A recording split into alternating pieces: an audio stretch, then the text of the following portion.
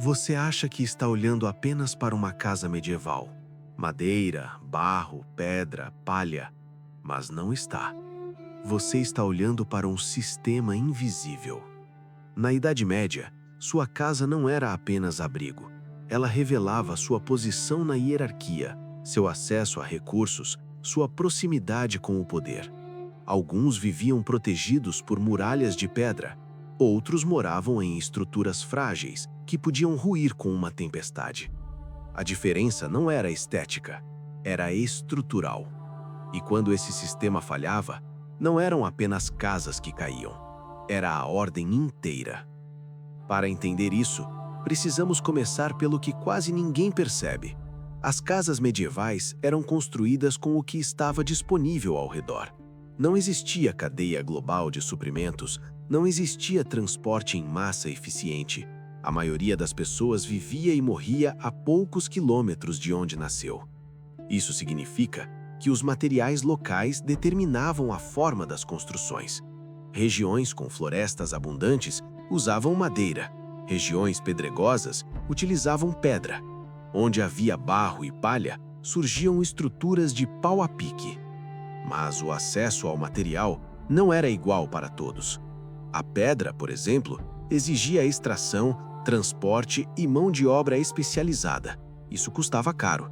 Casas de pedra eram mais duráveis, mais resistentes ao fogo, mais seguras. Não por acaso eram associadas à nobreza, ao clero e aos comerciantes mais ricos. Já as casas de madeira e barro eram comuns entre camponeses. Eram mais baratas, mas também mais vulneráveis. Incêndios podiam destruir vilas inteiras em poucas horas.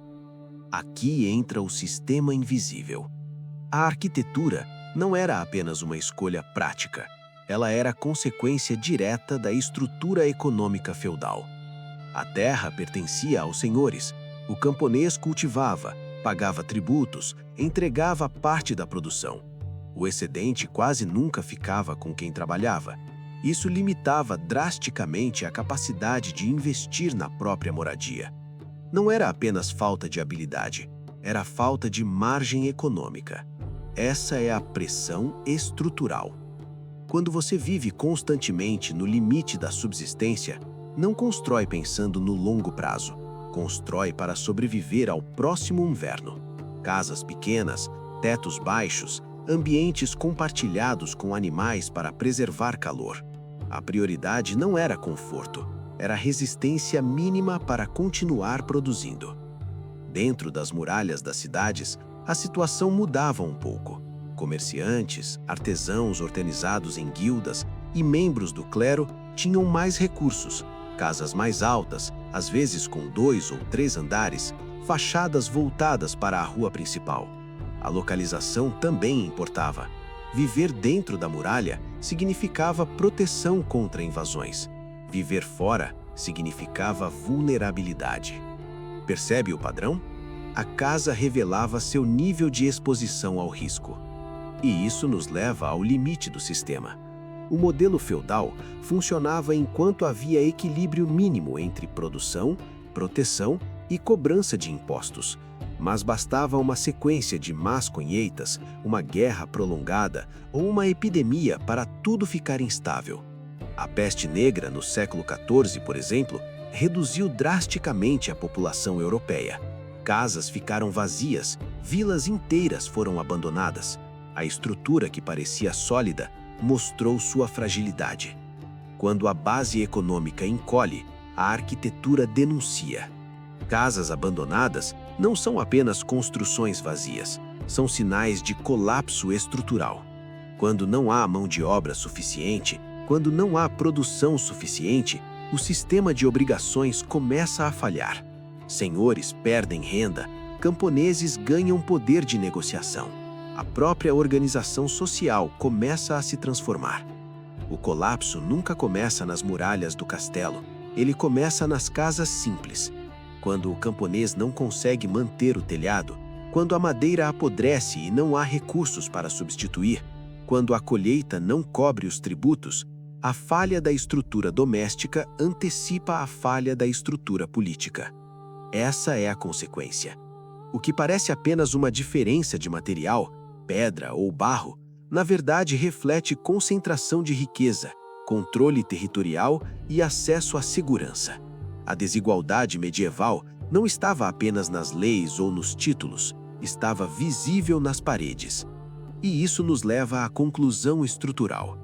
A casa medieval era uma extensão direta da hierarquia social. Ela não apenas protegia o corpo, ela materializava o lugar do indivíduo dentro do sistema. A arquitetura funcionava como uma linguagem silenciosa de poder.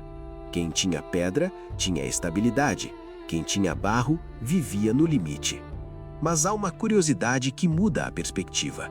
Após grandes crises, como a peste negra, por exemplo, a escassez de mão de obra aumentou o valor do trabalho. Muitos camponeses passaram a exigir melhores condições. Algumas regiões registraram melhorias nas moradias ao longo das décadas seguintes. O colapso parcial do sistema abriu espaço para a transformação. A estrutura que parecia fixa mostrou que podia se reorganizar. Isso revela algo maior. Casas não são apenas reflexo de tecnologia, são reflexo de poder distribuído ou concentrado. Quando você olha para uma construção medieval, não está vendo apenas técnicas antigas, está vendo economia, política, desigualdade e sobrevivência condensadas em madeira e pedra. E talvez a parte mais interessante seja perceber que isso não ficou no passado. Hoje, ainda é possível identificar hierarquias sociais pela arquitetura das cidades. Bairros planejados, infraestrutura, qualidade dos materiais. A lógica estrutural continua. Mudam os materiais, não muda o princípio. Porque sempre que um sistema distribui recursos de forma desigual, ele deixa marcas. E na Idade Média, essas marcas eram visíveis no lugar onde cada pessoa dormia. Você não estava olhando apenas para uma casa. Estava olhando para a estrutura que sustentava ou limitava toda uma sociedade. E quando o sistema invisível começava a falhar, as paredes eram as primeiras a contar a história.